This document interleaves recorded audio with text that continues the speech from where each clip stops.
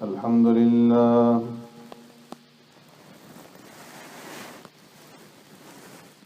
لله نحمده ونستعينه ونستغفره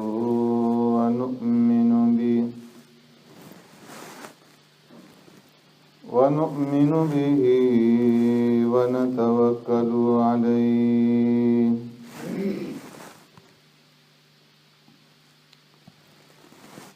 ونعوذ بالله من شرور أنفسنا ومن سيئات أعمالنا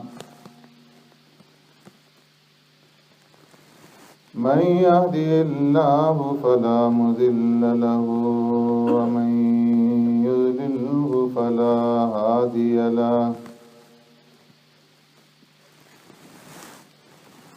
ونشهد أن لا إله إلا الله وحده لا شريك له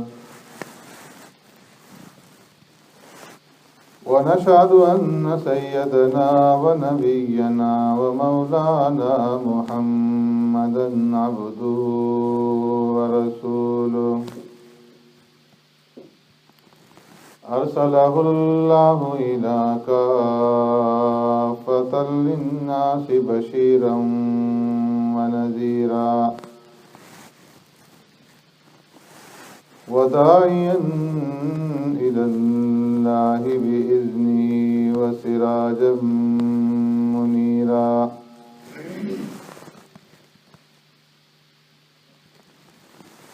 أما بعد فقد قال الله تبارك وتعالى في القرآن المجيد والفرقان الحميد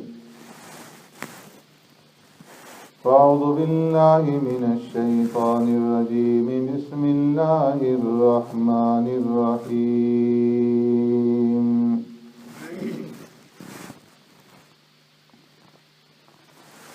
والذين لا يدعون مع الله إلها آخر ولا يقتلون النفس التي حرم الله إلا بالحق ولا يزنون ومن يفعل ذلك يلقى أثاما صدق الله مولانا العظيم يا رب صل وسلم دائما أبدا على حبيبك خير الخلق كلهم هو الحبيب الذي ترجى شفاعته لكل هول من الأهوال مقتحم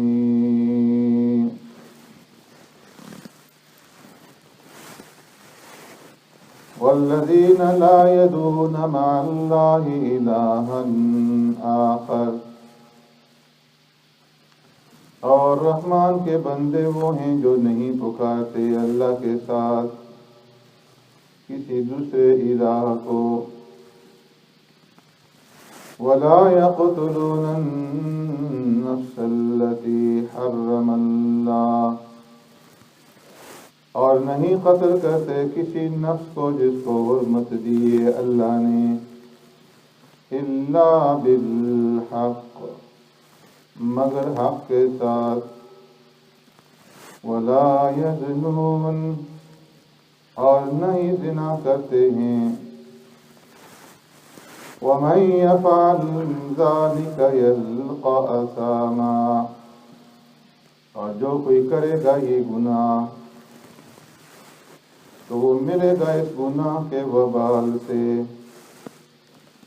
آمنت باللہ وبآیاتہ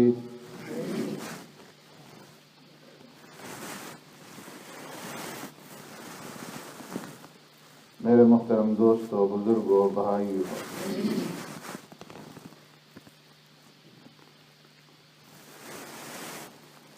گزشتہ جمعہ میں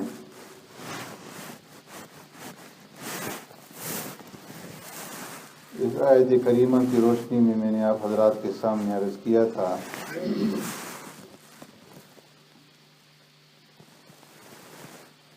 کہ اللہ رب العزت ایسی ذات ہے کہ جو اپنے ذات میں، اپنے وجود میں یکتا ہے،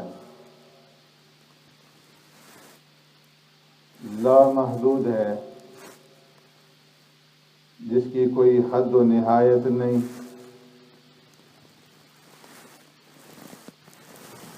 اور اپنی صفات کے اندر بھی یکتا ہے کہ اس جیسا کوئی دوسرا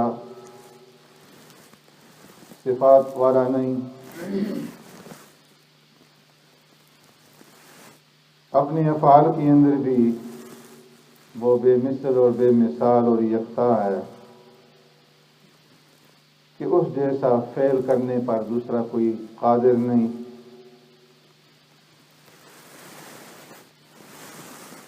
تو جو ذات اپنی ذات میں، اپنے صفات میں اور اپنے افعال میں یکتا ہو، کوئی دوسرا اس کے مثل نہ ہو، اس کے مثال نہ ہو، تو وہ ذات عبادت کے اندر بھی یکتا ہے۔ جس طرح ذات، صفات اور افعال میں اس کا کوئی شریک نہیں، اسی طرح عبادت کے اندر بھی اس کا کوئی دوسرا شریک نہیں، کوئی ثانی نہیں۔ اس لیے عبادت بھی صرف اسی کی جائے گی، اور پکارا بھی صرف اسی کو جائے گا کہ وہی مشکل کشا، حاجت روا اور وہی نفع اور نقصان کا مالک ہے، اور وہی رزق دینے والا، وہی عزت دینے والا، وہی اولاد دینے والا، اور وہی مصائب اور پریشانیوں کو دور کرنے والا ہے۔ انسانی زندگی کے اندر انسان پر مختلف حالات آتے ہیں، کبھی خوشی آتی ہے، راحت آتی ہے، اور کبھی انسان کے اوپر پریشانی آتی ہیں، رنج و غم، مصائب، آفات و آلات کا سامنا کرنا پڑتا ہے۔ تو ان دونوں موقع پر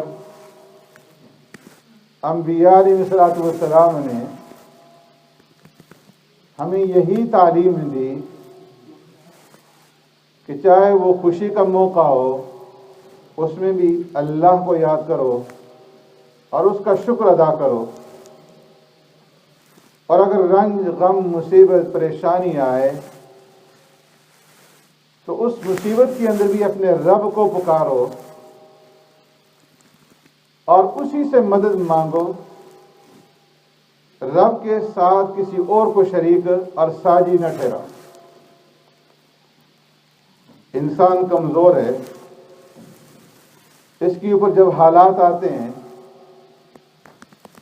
تو پھر اس پریشانی اور مصیبت کو دفع کرنے کے لیے جس کی زبان سے جو سنتا ہے اسی طرف دوڑ پڑتا ہے کہ کہیں سے میری مصیبت، میری پریشانی، میرا غم، میرا یہ درد کم ہو جائے، مٹ جائے، ختم ہو جائے، اور اس کے لیے شرکیہ افعال اور شرکیہ اعمال تک کر بیٹھتا ہے۔ قبروں پہ جانا، نذر و نیاز چڑھانا، غیر اللہ سے مدد مانگنا، غیر اللہ کو پکارنا۔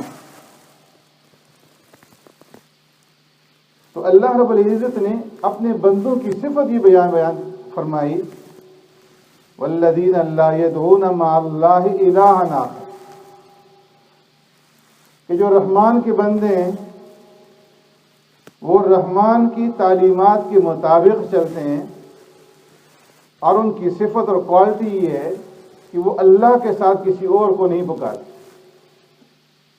ایاک نعبد و ایاک نستعین، عبادت بھی صرف اللہ کی کرتے ہیں، اور مدد مانگنی ہو تو وہ بھی صرف اللہ سے مدد مانگتے ہیں، اللہ کے ساتھ کسی اور کو شریک اور ساجی نہیں ٹھہراتے۔ اور یہی سبق ہے جو سارے انبیاء نے دیا۔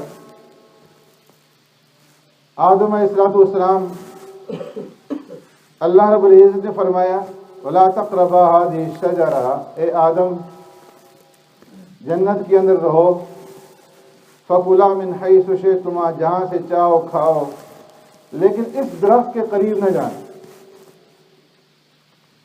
آدم علیہ السلام اس درخت کے قریب چلے گئے، نتیجے کے طور پر جنت سے زمین پر بھیجا گیا، سب قسم کے مصائب اور پریشانیاں آئیں، اللہ کے سامنے روتے دھوتے رہے، مدد مانگی تو کس سے؟ اللہ سے مدد مانگی، گڑ گڑائے روئے، ربنا ظلمنا انفسنا وَإِن لَّمْ تَغْفِرْ لَنَا وَتَرْحَمْنَا لَنَكُونَنَّ مِنَ الْخَاسِرِينَ، اے ہمارے پروردگار، ہم نے اپنی جانوں پر ظلم کی، اگر آپ ہماری مغفرت نہیں فرمائیں گے، آپ ہمارے اوپر رحم نہیں فرمائیں گے تو ہم تو نقصان اٹھانے والے بن جائیں گے، خسارہ اٹھانے والے بن جائیں گے، خسارے میں پڑ جائیں گے۔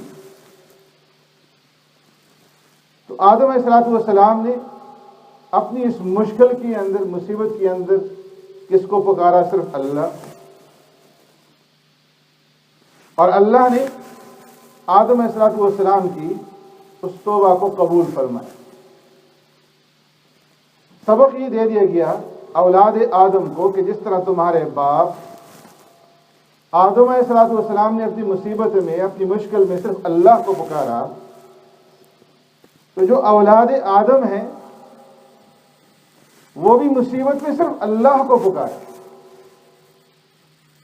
اور اللہ کے ساتھ کسی کو پکار میں شریک اور ساجی نہ ٹھہرائے۔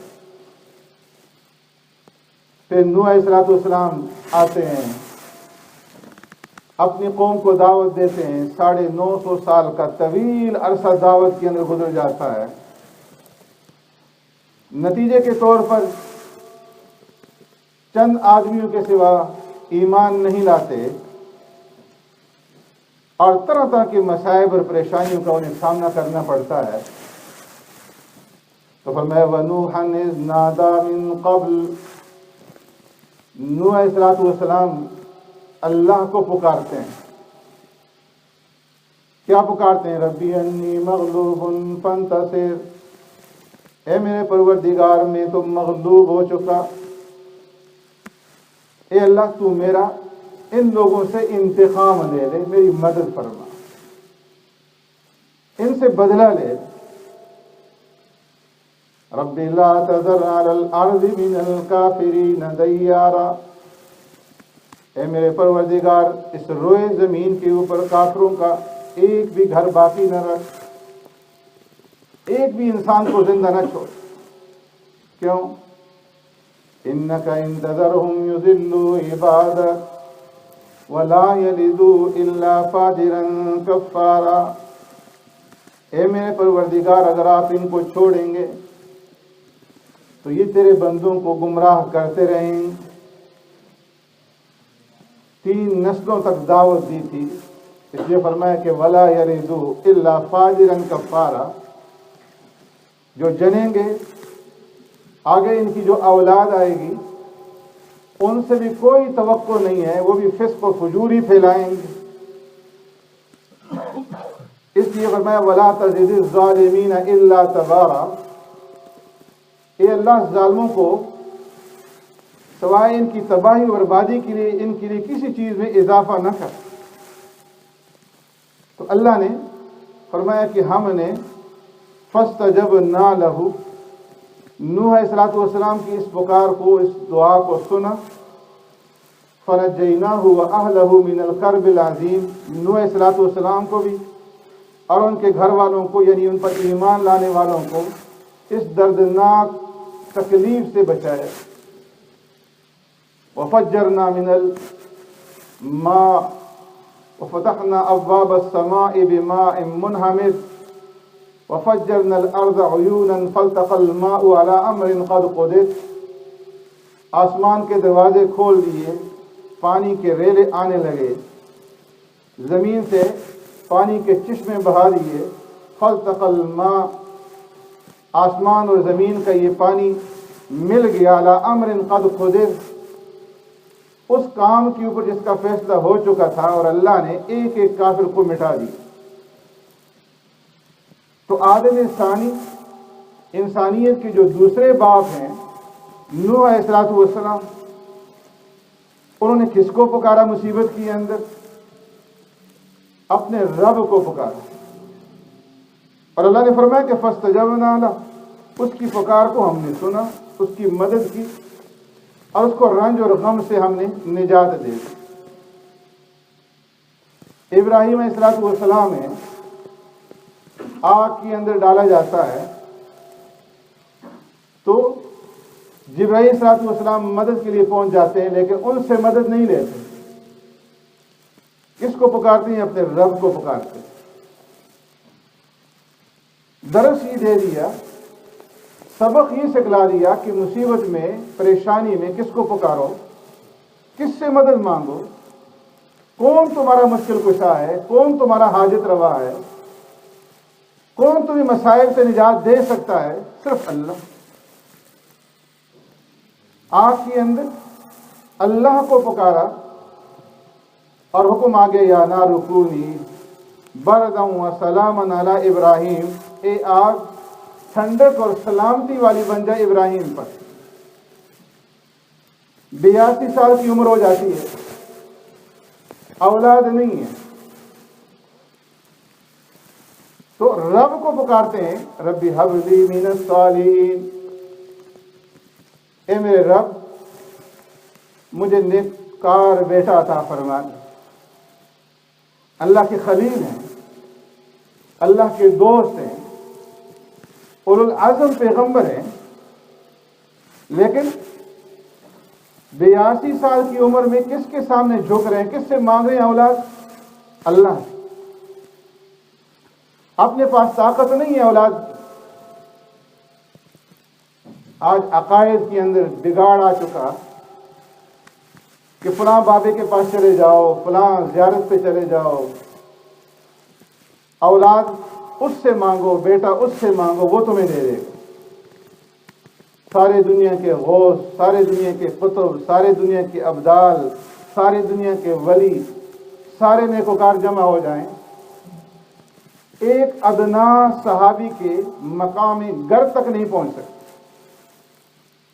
تو انبیاء، ان کا درجہ تو انتہائی اونچا، اور پھر اولو العزم انبیاء، اور پھر اللہ کے خلیل اور اللہ کے دوست،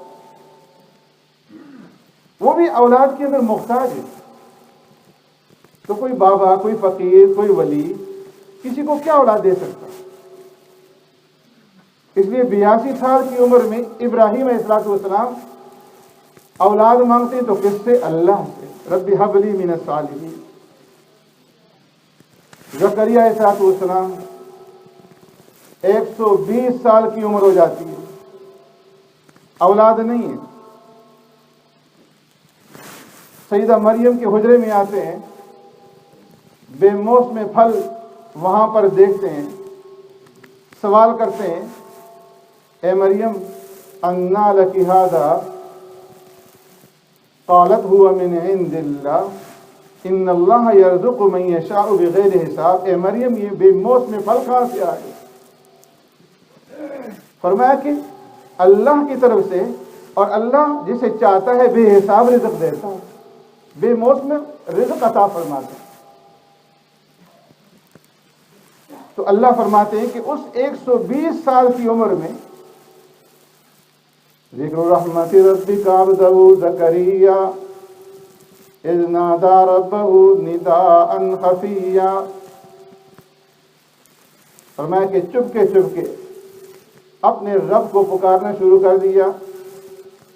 قال رب انی وہن العظم منی واشتعل الرأس شیبا. اے میرے پروردگار میری ہڈیاں کمزور ہو گئیں، جسم کی اندرونی حالت یہ ہے کہ ہڈیاں تک کمزور ہو چکی ہیں، اور ہڈیوں کے اوپر جو گوشت پوست ہے وہ تو بطریقہ اولا جو ہے کمزور ہو. واشتعل الرأس شیبا، ظاہری حالت یہ کہ بڑھاپے کی وجہ سے سر کے بال سفید ہو گئے. وَلَمْ أَكُنْ بِدُعَائِكَ رَبِّ شَقِيًّا، اے میرے رب کبھی بھی تجھ سے مانگ کر میں نامراد نہیں رہا، محروم نہیں رہا. اے اللہ میری جسمانی حالت تو یہ کہ ظاہری طور پر بھی کمزور، باطنی طور پر بھی کمزور. وَكَانَتِ امْرَأَتِي عَاقِرًا، بیوی کا حال یہ ہے کہ وہ باندھ ہے، اس میں اولاد جننے کی صلاحیت ہی نہیں. لیکن اے میرے رب فَهَبْ لِي مِن لَّدُنكَ وَلِيًّا يَرِثُنِي وَيَرِثُ مِنْ آلِ يَعْقُوبَ وَاجْعَلْهُ رَبِّ رَضِيًّا، اے میرے رب مجھے وارث عطا کر جو میرا وارث ہو اور اولاد یعقوب کا وارث. ان کی وراثت کس چیز کے اندر تھی؟ مال و دولت کے اندر نہیں.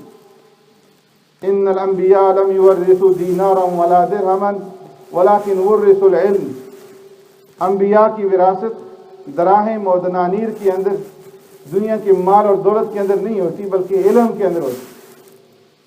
اور فرمایا کہ میرے جو رشتہ دار ہیں ان کی حالت یہ ہے کہ ان کے اندر صلاحیت ہی نہیں ہے کہ وہ میرے اس مشن کو اور اولاد یعقوب کے مشن کو آگے چلا سکیں.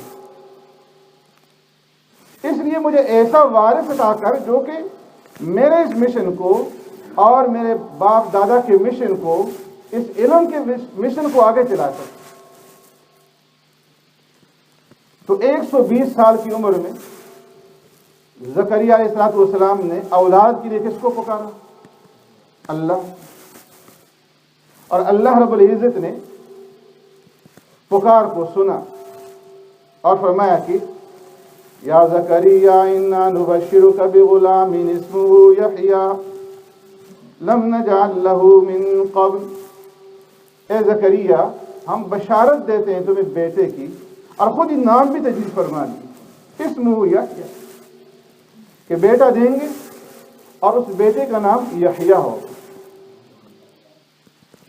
تو 120 سال کی عمر میں زکریا علیہ السلام نے اولاد کے لیے اللہ کو پکارا. سارے انبیاء نے یہی سبق سکھلایا، سمجھایا کہ دیکھو مصائب میں، مشکلات میں صرف اللہ کو پکارو. جس طرح وہ ذات میں، صفات میں، افعال میں یکتا ہے، اس کا کوئی ساجی اور شریک نہیں ہے، اسی طرح عبادت کے اندر اور پکار کے اندر بھی وہ یکتا ہے. کوئی دوسرا اولاد دینے والا نہیں.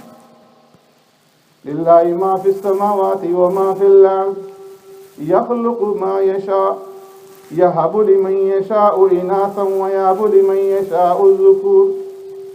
آسمان کا رب وہ، زمین کا رب وہ، یخلق ما یشاء جو چاہے پیدا کرے، یہب لمن یشاء اناثا جسے چاہے بیٹیاں دے دے، ویہب لمن یشاء الذکور جسے چاہے بیٹی عطا فرما دے، او یزوجہم ذکرانا واناثا ویجعل من یشاء عقیما جسے چاہے بیٹے اور بیٹیاں دونوں عطا فرما دے، ویجعل من یشاء عقیما جسے چاہے باندھ رکھے، کچھ بھی نہ دے، نہ بیٹے دے نہ بیٹیاں دے، وہ ہر چیز پر قادر. اس لیے فرمایا کہ اس کے سوا کسی اور کو مت پکارو. اولاد مانگنی ہے اسی کے سامنے جھکو. بیماری آ جائے تو بیماری میں بھی اسی کے سامنے ہاتھ پھیلاؤ، اسی کی طرف رجوع کرو. جس طرح کہ وَأَيُّوبَ إِذْ نَادَى رَبَّهُ أَنِّي مَسَّنِيَ الضُّرُّ وَأَنْتَ أَرْحَمُ الرَّاحِمِينَ. ایوب علیہ السلام اللہ کے پیغمبر ہیں، نبی ہیں. اِذْ نَادَى رَبَّهُ، بیماری آئی، کس کو پکارا؟ نَادَى رَبَّهُ، اپنے رب کو پکارا. وہ شخصیت کہ جنہیں اللہ نے سب کچھ عطا فرمایا تھا، مال اور دولت اور اولاد، مکانات، سواریاں، نوکر چاکر، خشم قدم، سب کچھ ان کے پاس تھا. پھر آزمائش آئی، امتحان آیا، سب کچھ چھین گئے، کچھ بھی پاس باقی نہ رہا، بیماری کے اندر مبتلا ہو گئے، ایسی بیماری کے جس میں سوائے ایک دل کے اور ایک زبان کے بدن میں کوئی جگہ باقی نہ رہی۔ دل کو اللہ کی ذکر کے اندر مصروف رکھا اور زبان کو اللہ کی شکر کے اندر مصروف رکھا۔ بعض روایت سے معلوم ہوتا ہے کہ 7 سال 7 مہینے 7 دن اور 7 گھنٹے تک یہ بیماری رہی۔ بعض روایت سے معلوم ہوتا ہے 10 سال تک بیمار رہے، بعض روایت سے معلوم ہوتا ہے 18 سال تک بیمار رہے۔ اولاد جو تھی وہ اللہ نے چھین لی، جتنے عزیز اقارب رشتہ دار تھے سب نے ناتا توڑ دیا، بستی سے نکال کر باہر ایک ویران جگہ پہ ڈال دیا، کوئی ان کے پاس آنے جانے والا نہیں سوائے بیوی کے، جو حضرت یوسف علیہ السلام کی بعض روایت کے مطابق بیٹی اور بعض روایت کے مطابق پوتی تھی۔ کھانے پینے کے لیے دن بھر محنت مزدوری کرتی، کچھ کما کر کھلاتی، خبرگیری کرتی۔ عرض کیا آپ کی تکلیف مصیبت بڑھ گئی ہے، اللہ سے دعا کیجیے۔ فرمایا اتنے صابر تھے کہ دعا بھی نہیں مانگا۔ فرمانے لگے 70 سال اللہ نے راحت کے اندر رکھا، نعمتوں کے اندر رکھا، آسائش کے اندر رکھا، ہر طرح کی نعمتیں دی، اور آج جو ہے صرف 7 سال ہو گئے ہیں اور میں اللہ سے مانگوں؟ وہ جس حال میں مجھے رکھے میں اس کے اوپر راضی ہوں۔ اللہ فرماتے ہیں اِنَّا وَجَدْنَاهُ صَابِرًا، ہم نے اس کو بڑا صابر پایا۔ اللہ نے ایسی صفت صبر کیوں نہیں عطا فرمائی تھی جو ضرب المثل ہے ان کے لیے۔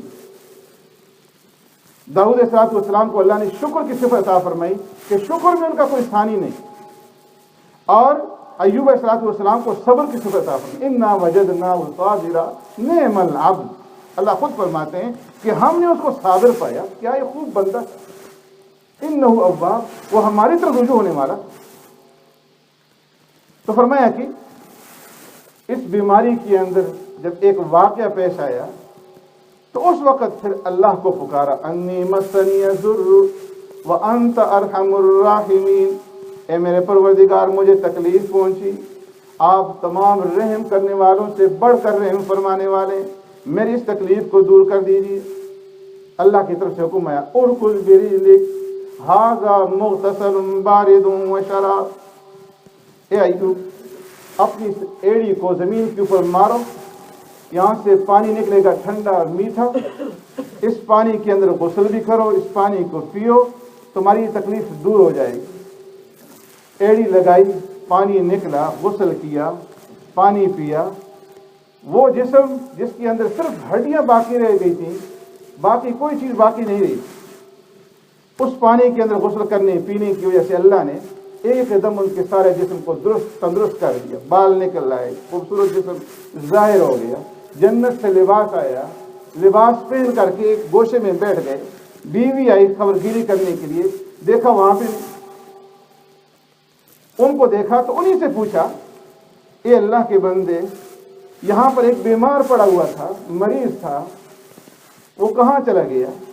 تندرستی کی حالت میں ان کی شکل آپ کے ساتھ ملتی جلتی، کیا بھیڑیے کھا گئے، درندے کھا گئے، کہاں چلے گئے؟